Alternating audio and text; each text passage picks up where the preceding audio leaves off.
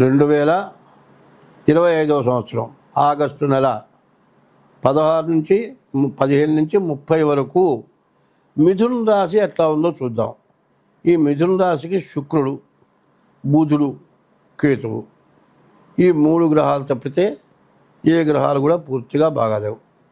మరి శుక్రుడి వల్ల వివాహం కావడానికి, బుధుడి వల్ల వ్యాపారం సాగటానికి, కేతు వల్ల మీకు మంచి జ్ఞానం కలిగి ఎవరితోనైనా మాట్లాడి ఏ వృత్తిలో కానీ మంచి సాధించి మంచిగా డబ్బు సంపాదించుకోవడానికి చాలా మంచిగా కేతువు, అటు బుధుడు ఇటు శుక్రుడు ఉపయోగపడతాడు. శుక్రుడు వల్ల వివాహం కాకపోతే వివాహం అవుతుంది. వివాహం అయ్యుంటే ఈ సమయంలో మీకు భార్య పూర్తిగా ఉపయోగపడుతుంది. అట్లాగే బుధుడి వల్ల వ్యాపారం సాగుతుంది. కేతు వల్ల మంచి జ్ఞానం కలిగే పరిస్థితి ఉంది. కానీ ఈ టైంలో కొన్ని గ్రహాలు చెడుగా ఉన్నాయి. మరి గురువు 1 మిథునంలో ఉన్నాడు, కుజుడు 4 ఉన్నాడు. దీనికేం చెప్పారు? ద్వాదశాష్టమ జన్మస్థం శని అంగారకో గురు కుర్వంతి ప్రాణ సందేహం స్థాన చలనం ధనక్షయం. గురువు కానీ, కుజుడు కానీ, శని కానీ 12 కానీ, 1 కానీ, 2 కానీ, 4 కానీ, మరి 8 కానీ శని కానీ, కుజుడు కానీ, గురువు ఉండేట్లయితే విపరీతమైన నష్టం, ఉండే చోటు నుంచి వెళ్ళిపోవాల్సి రావటం, ధనం ఖర్చు అవటం, బతకటానికి మార్గం లేకపోవటం జరుగుతుంది. అటువంటి శని, గురువు, మరి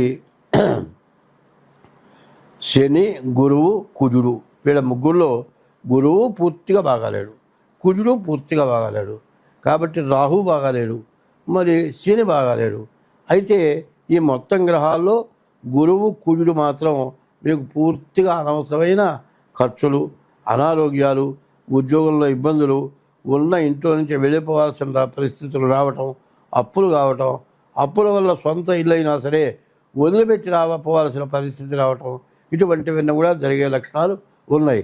దీనివల్ల మీరు ముందుగా మీ జన్మ నక్షత్ర రీత్యా, ఎందుకంటే మిథునం వచ్చేప్పటికల్లా మృగశిర 3-4 పాదాలు, ఆర్ద్ర 4 పాదాలు, ఆర్ద్ర 4 పాదాలు, పునర్వసు 1 పాదం కలిసి మిథున రాశి అవుతుంది. ఇటువంటి మిథున రాశిలో మరి ఈ గ్రహాల వల్ల ఇబ్బందులు కలుగుతాయి. కాబట్టి మీ డేట్ ఆఫ్ బర్త్ ద్వారా నేను చెప్పాను.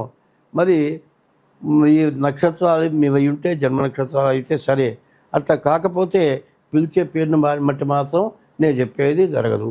మరి కరెక్ట్గా మీ జన్మ నక్షత్రం అయితేనే ఈ రాశి జరుగుతుంది. ఇది కాకుండా మీ జన్మలగ్న రీత్యా 75 వంతులు జరుగుతుంది. కాబట్టి డేట్ ఆఫ్ బర్త్ ద్వారా మీ జాతకం చూపించుకోండి.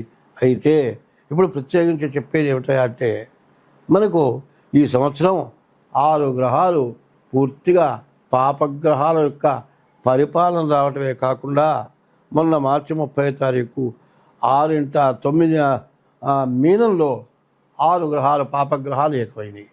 దానివల్ల మనకు చాలా కష్టాలు, నష్టాలు మనకు కాదు ప్రపంచానికి కూడా వస్తూ ఉన్నాయి. కాబట్టి ప్రపంచానికి వచ్చిన నష్టం మనకు కూడా వస్తుంది.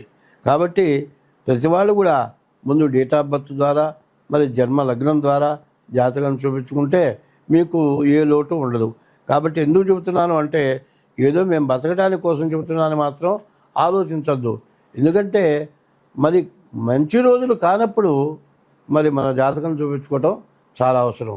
ఇప్పుడు 3 రోజులు నిన్నటి నుంచి దాదాపు 4 రోజులు విపరీతమైన గాలివాన చెప్పారు. కర్ణాటకలో విపరీతంగా పడుతోంది. ఇప్పుడు తెలంగాణ మొత్తం మరి 3 రోజులు విపరీతమైన గాలులతో కూడిన మరి తుఫాన్ చెప్పారు. ఇటువంటి వాటిలో ఎన్నో నష్టాలు వస్తాయి. అటు ఎందుకు వస్తాయి? మన జాతకం బాగుండనప్పుడే అందరూ నష్టపడతారా? అందరూ నష్టపడరు. జాతకం బాగుండిన వాళ్ళే నష్టపడతారు. కాబట్టి జాతకం చూపించుకొని జాతకం ప్రకారం మీరు చేయాల్సింది చేస్తే మీకు ఎటువంటి సమస్య రాదు. స్వస్తి.